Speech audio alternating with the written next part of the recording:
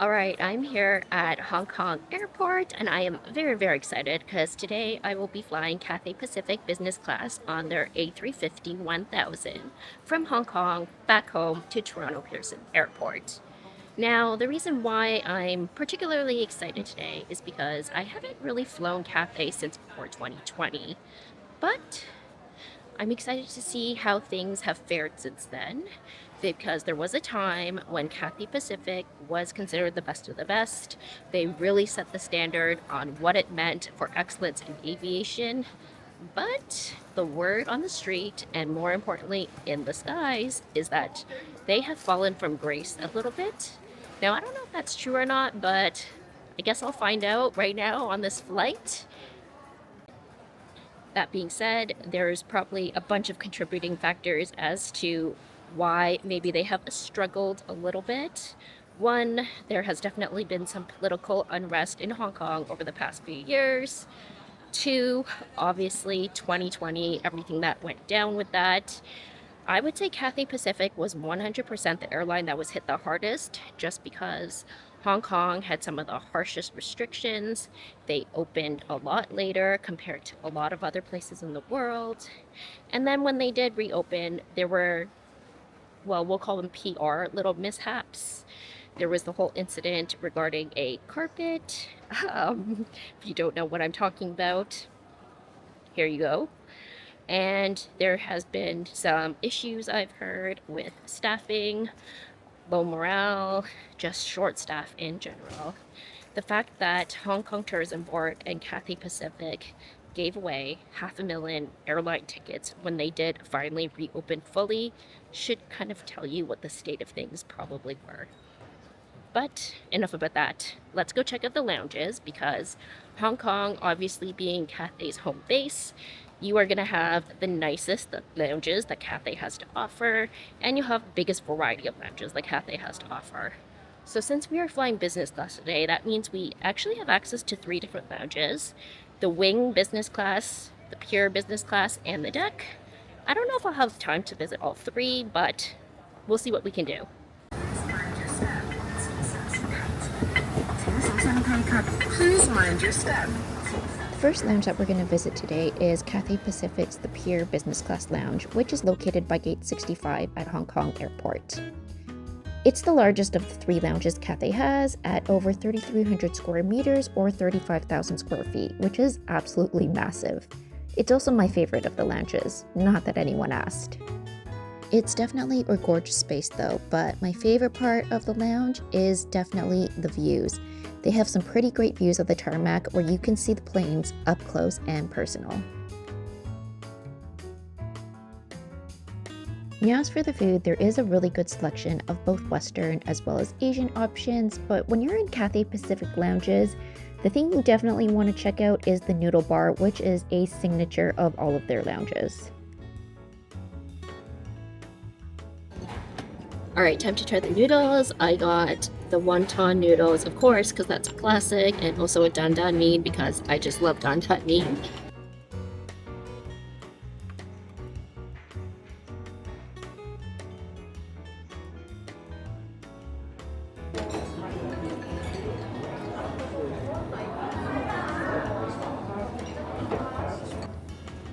All right, so unsurprisingly, the food is great here. Well, the Asian food, of course. I mean, who the hell comes here and eats like Western food?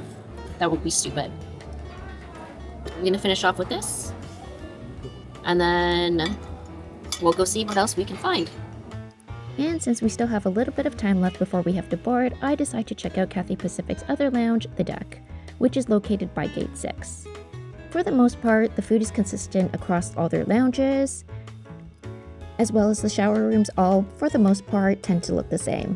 I, of course, decide to take a shower as well as brush my teeth because there's nothing that I love more than feeling fresh right before boarding a flight, especially if it's a long-haul international red-eye flight like the one we're taking today.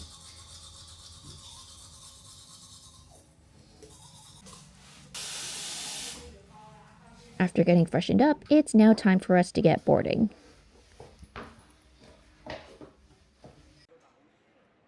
For today's flight, we will be departing from Gate 1, and as a business class passenger, we do get priority boarding.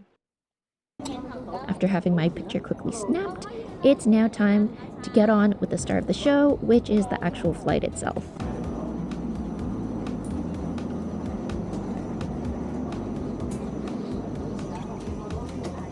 Cathay Pacific's A350-1000 business class has 46 lie-flat Cirrus reverse herringbone seats in a 1-to-1 configuration.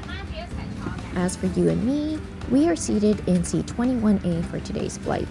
The seats are fabric in Cathay's signature green and have a 45-inch pitch and a 20-inch width.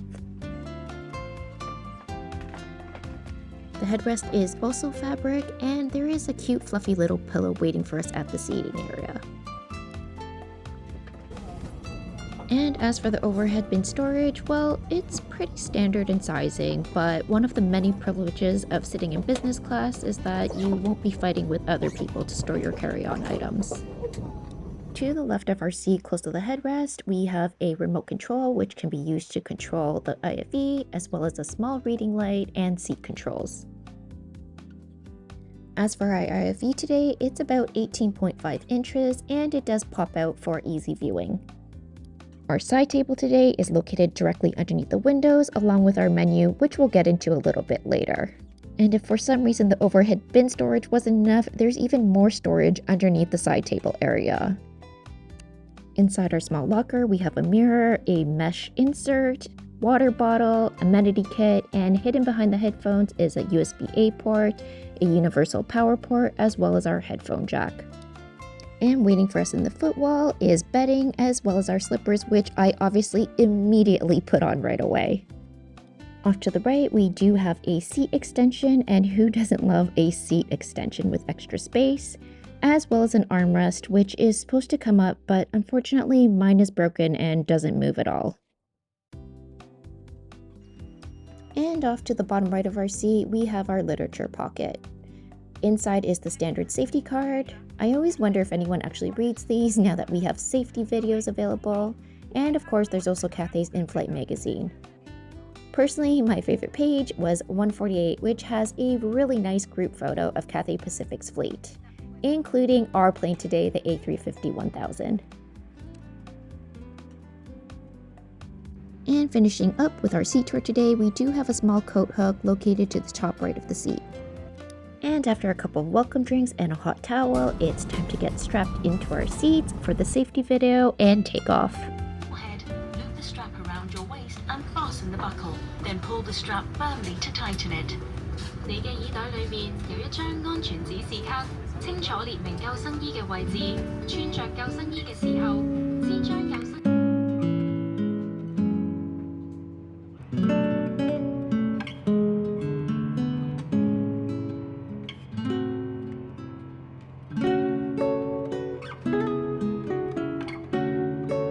And after about an hour after takeoff, it's now time for some dinner. Because we're departing from Hong Kong on a long-haul international business class flight, the menu does include options done in partnership with Michelin Star restaurant Duddell's in Hong Kong. There is an impressive variety of menu items to choose from. You can pause the video if you'd like to read them, but I obviously go for all the Duddell menu items for appetizer, main, as well as dessert. And as for alcoholic beverages, you do have your choice of champagne, wines, beer, and of course cocktails. And as I take out our tray table, the lovely crew does dress it up with a tablecloth. At this point, they've decided to dim the lights a little bit, so I do turn on the overhead lights. At this point, I should also mention that this plane does not have individual air vents, so hopefully you'll be able to self-regulate your own temperature. And our first food item to arrive today is something that's not actually on the menu, the amuse-bouche, which is a beef tataki.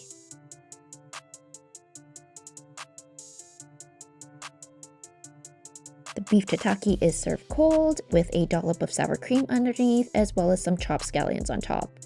It's actually a really nice little surprise treat to have right before the meal. Next up is our appetizer, the drunken prawns with aged huajiao wine, which is a xiaowing wine or a rice wine that is commonly used in Chinese cooking. The lovely FA also stops off with a great selection of carbs, and I of course choose garlic bread as well as a slice of rye bread. And as for our appetizer, it basically tasted like shrimp cocktail on steroids. It was so good. The Showing wine definitely imparts a ton of elevated flavors with an Asian twist. It's definitely better than a sad cup of cocktail sauce.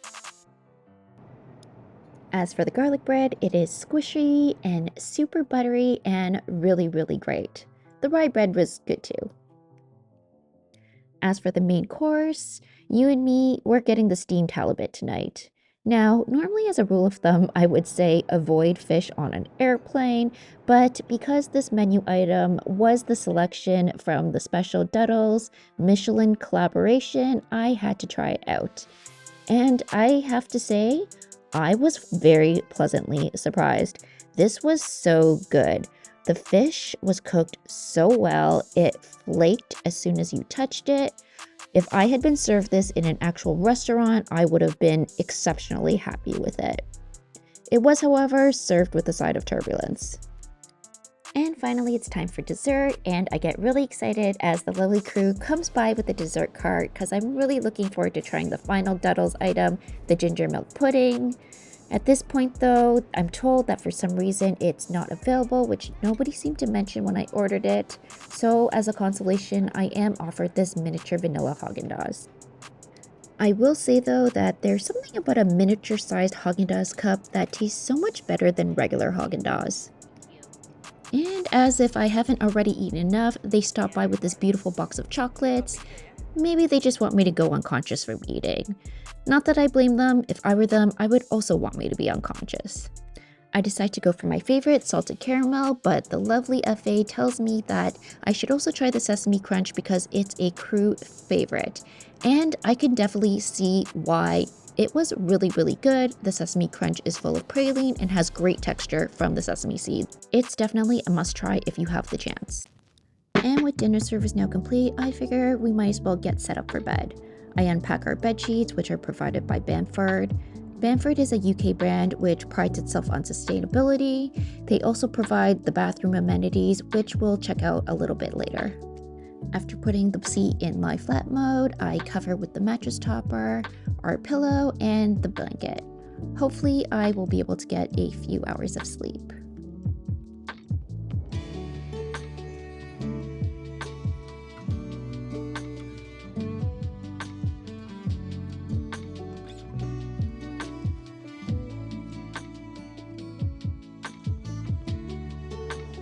In the meantime, let's check out our Amenity Kit. Our Amenity Kit is a bright orange and it is a pebbled leather material that is also provided by Bamford.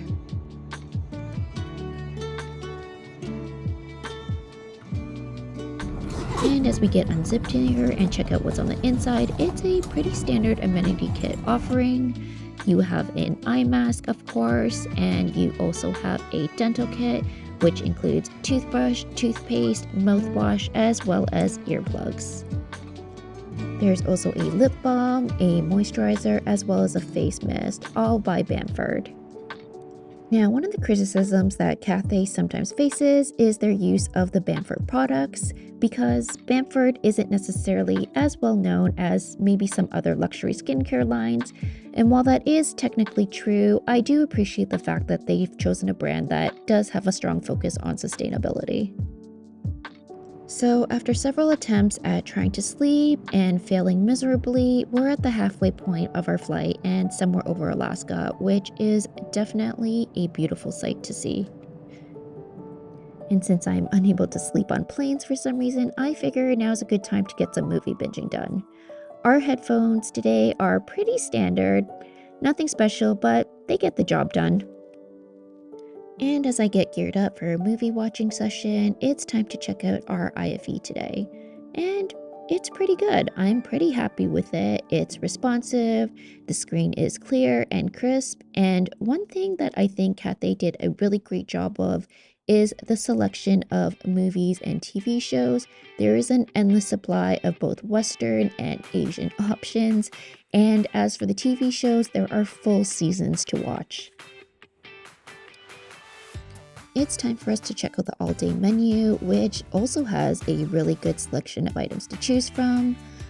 I decided to go for the classic beef burger, and I have to say the presentation here is amazing. This burger was adorable. It sounds really strange for me to say that a burger is cute, but it is, and it was actually really juicy.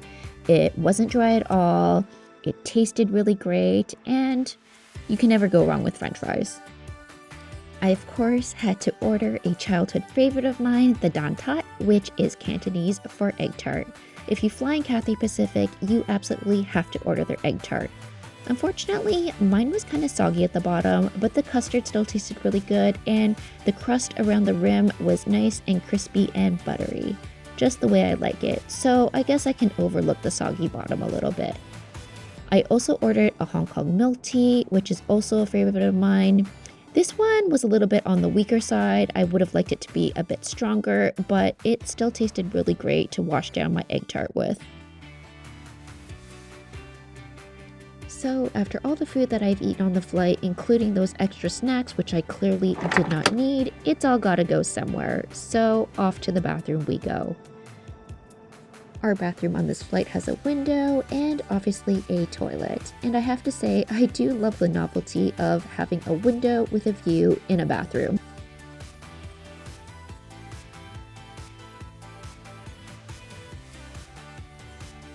To the right of our toilet, we have a tray which folds down. I suppose that this could either be used as seating or maybe as a baby change table.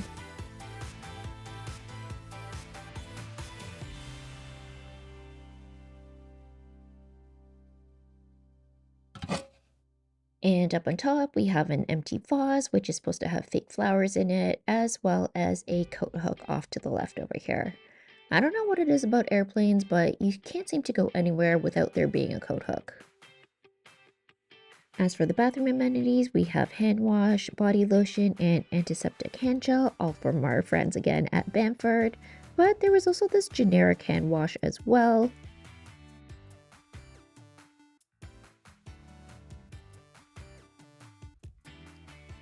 Underneath the sink, we have some toilet seat covers, and over to the right, we have two drawers. The first drawer has some sanitary napkins, as well as some extra hand wash, and in the drawer below, oxygen.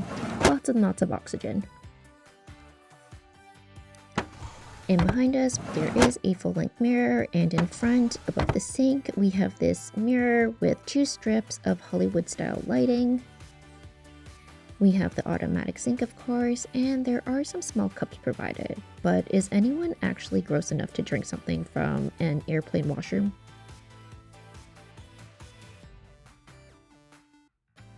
Alright, after getting washed up real quick, it's time for us to head back to our seats.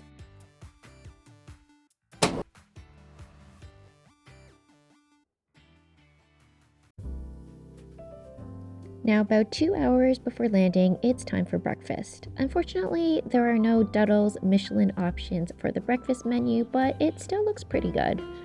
I decided to go for the Chinese breakfast. The congee, or juk in Cantonese, was the perfect consistency, and I like that it came with a prawn ball as well as some sliced mushrooms and lots of scallions. The breakfast also came with 3 pieces of dim sum, which I could have used more. Well, actually, I probably don't need any more food at this point, but I do love me some dim sum. I also really like that the fruit cup came with some dragon fruit, which made it slightly less basic than your standard fruit bowl.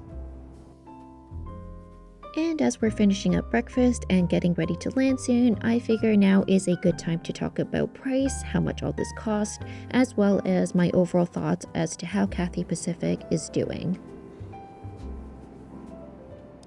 Now, normally this flight would cost anywhere between $7,000 to $8,000 one way.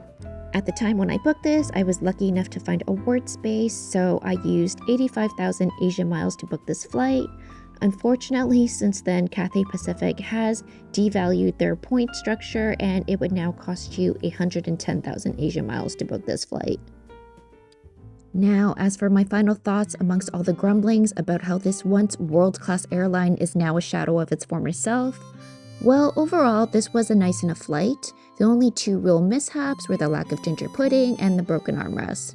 But in the grand scheme of things, these are pretty minor and definitely some first world problems that I more than welcome into my life. I love having these types of first world problems. But do I think Cathay Pacific is competitive at the 5-star level? In their current state, I'm going to have to say no, unfortunately, and it really pains me to say that. Their hard product is definitely dated, and while the new Aria suites that they are planning on releasing later in 2024 do look really beautiful, I don't think that they look groundbreaking by any means. Cathay Pacific was once an airline that was considered a trailblazer, and they really were. They gave us reverse Cirrus herringbone, and it just seems like Cathay Pacific these days has given up on innovating anymore. I also think that Cathay's two biggest obstacles is, one, their competition with airlines like Singapore Airlines, ANA, Emirates, amongst many other airlines that are at the top of the game right now. They still have a really far way to go to even have the slightest chance of returning to their former glory. The second obstacle is definitely their staffing. Now, let me make this clear, I have zero complaints about the crew on this flight. They were great. And while they weren't necessarily overly friendly, they were professional and courteous, and that's all I can really ask for. I will say that they did seem very stressed throughout the flight, which I obviously don't know for certain what the cause of that might be specifically, but it's no secret that Cathay has definitely struggled when it comes to staffing as well as staff morale. And I do have to admit that I actually do have a soft spot for Cathay Pacific, because it was one of the first airlines I ever flew as a child, and I remember the first time flying with them and feeling like it was the most glamorous experience I had ever had, and I was sitting in economy class too. Hopefully at some point they can turn things around, because believe me when I say that there is nothing that I would love more than to be able to fly Cathay Pacific and feel glamorous again. Anyways, as we touch down here in Toronto, thank you for keeping me company on board today. I hope you'll join me again for another flight soon.